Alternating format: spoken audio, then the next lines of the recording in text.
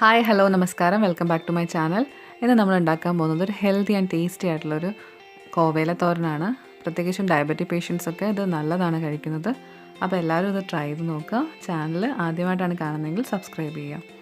അപ്പോൾ നമുക്കിതെങ്ങനെ ഉണ്ടാക്കുന്നത് നോക്കാം. അതിന് വേണ്ടിയിട്ട് ഞാൻ കുറച്ച് കോവേല നന്നായിട്ട് കഴുകി വൃത്തിയാക്കി എടുത്തിട്ടുണ്ട്. അരപ്പിന് വേണ്ടിയിട്ട് 1 കപ്പ് തേങ്ങ ചിരകിയത്, 1/2 ടേബിൾ സ്പൂൺ മഞ്ഞൾപ്പൊടി, 2-3 അല്ലി വെളുത്തുള്ളി, എരിവിനനുസരിച്ചുള്ള പച്ചമുളക്, കാന്താരി മുളകും എടുക്കാം. ഇനി ഞാൻ ആ ഇല നന്നായിട്ട് പൊടിയായിട്ട് അരിഞ്ഞെടുത്തിട്ടുണ്ട്. ഇനി നമുക്ക് അരപ്പിന് വേണ്ടിയിട്ടുള്ളത് അരച്ചെടുക്കാം. അപ്പോൾ ചെറിയൊരു ചതച്ചെടുത്താൽ മാത്രം മതി. അതുകൊണ്ട് ഞാൻ അരകല്ലിലാണ് ചതച്ചെടുക്കുന്നത്.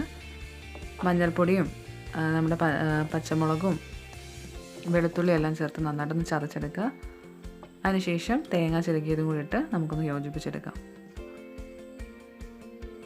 അല്ലെങ്കിൽ പ്രത്യേകിച്ച് നമ്മൾ അരകല്ലിലൊക്കെ അരയ്ക്കുമ്പോൾ ഒരു പ്രത്യേക ടേസ്റ്റാണ് ഏത് കറികൾക്കും. അപ്പോൾ പ്രത്യേകിച്ച് തോരനുകൾക്കൊക്കെ ഒന്ന് ചതഞ്ഞാൽ മാത്രം മതി. അപ്പോൾ മിക്സിയിലിട്ട് ഒരുപാട് അരയ്ക്കുമ്പോഴത്തേനും നമുക്ക് ആ തോരനൊരു പെർഫെക്റ്റ് ആയിട്ടുള്ളൊരു ടേസ്റ്റ് കിട്ടില്ല.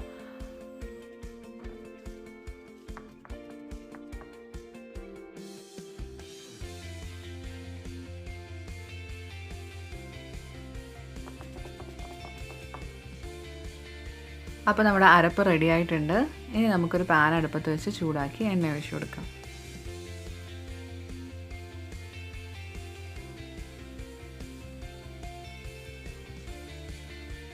എണ്ണ ഒഴിച്ച് നന്നായിട്ട് ചൂടാകുമ്പോഴത്തേക്കും കടുക് പൊട്ടിച്ച് വറ്റൽമുളകും കൂടെ ചേർത്ത് കൊടുക്കാം.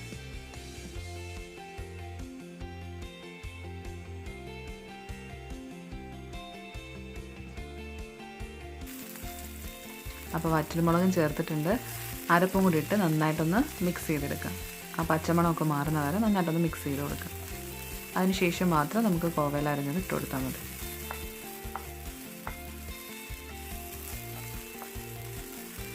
ഇനി നമുക്ക് തോരന് വേണ്ടിയിട്ട് ആവശ്യമായിട്ടുള്ള ഉപ്പിട്ട് കൊടുക്കുക. അപ്പോൾ ഞാൻ ഇതിന് മുന്നേ ഞാൻ വീഡിയോസിൽ പറഞ്ഞിട്ടുണ്ട്, ഇലത്തോരനാണ്, പ്രത്യേകം ശ്രദ്ധിച്ച് വേണം ഉപ്പിടാൻ. വാടിക്കഴിയുമ്പോഴത്തേനും കുറച്ചേ കാണുള്ളൂ തോരൻ. അപ്പോൾ അതിനനുസരിച്ച് സൂക്ഷിച്ച് ഉപ്പിടാം.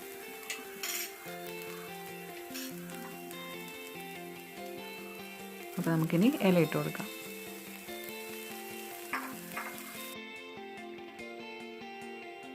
നന്നായിട്ടൊന്ന് മിക്സ് ചെയ്ത് കൊടുക്കാം. എല്ലായിടത്തും അരപ്പൊക്കെ എത്തുന്ന രീതിയിൽ നന്നായിട്ടൊന്ന് മിക്സ് ചെയ്ത് കൊടുക്കാം. അതിനുശേഷം ഇതെല്ലാം നന്നായിട്ടൊന്ന് തട്ടിപ്പൊത്തി, അതായത് എല്ലാം ഒന്ന് ചേർത്ത് വെച്ചിട്ട് നമുക്കൊന്ന് അടച്ച് ആവി വരുത്താം.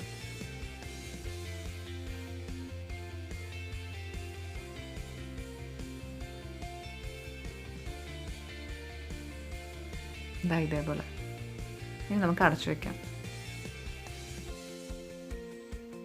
അപ്പോൾ ആവി വന്നിട്ടുണ്ട്. കുറച്ചേ ഉള്ളൂ, നമുക്ക് ആ ഇലയൊക്കെ വാടിക്കഴിയുമ്പോൾ കുറച്ചേ കാണുള്ളൂ തോരൻ. അപ്പോൾ ഇത് നന്നായിട്ടൊന്ന് തോത്തിയെടുക്കാം.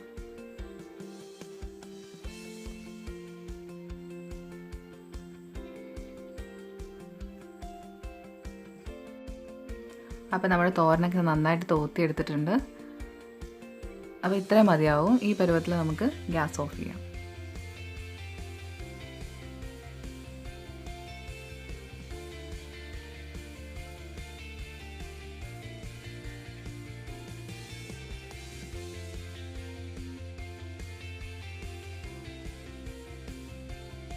അപ്പോൾ നമ്മുടെ ഹെൽത്തി ആൻഡ് ടേസ്റ്റി ആയിട്ടുള്ള കോവേലത്തോര റെഡി ആയിട്ടുണ്ട്.